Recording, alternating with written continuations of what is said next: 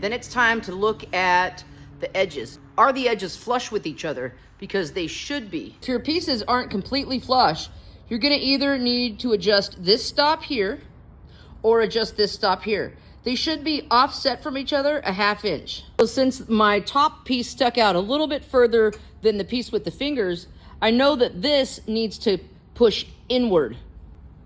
So I'll just loosen the nut.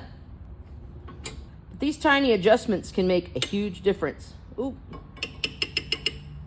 All right, now I'm gonna tighten it back up, run another test piece.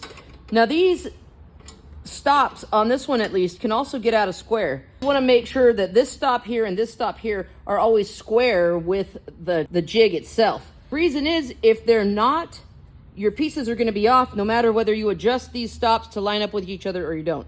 Easiest way to see if it's square is put a square on it and adjust it accordingly. Now you don't have to get a new test piece every time. You could use the other end of it, and you can also just cut these off and reuse that piece. I've noticed sometimes on this jig that this bar, when you're tightening it up, can sometimes move this piece a little bit. So keep an eye on that. To avoid that, I hold it in position and then tighten this down. And always check to make sure you don't have a gap here between the pieces, and also that your pieces are flush with each other on the top. Now we can route it out again and see if we are right on. One thing that you'll always see me do with the router is go backwards across the front first. That's because this is going to end up to be the inside of the drawer, and to avoid a whole bunch of chip out, if you go backwards first, it kind of scores the material that will be seen inside the drawer, therefore making it chip free. Because once you put in the time to figure out this setup, the very last thing you want to do is have to deal with something trivial like chip out or blowout. Great safety tip from me to you is never plug your router in without holding onto it. Sometimes it just happens where for some reason it's on. You don't want the router taking off and injuring you, or you trying to catch it and getting injured.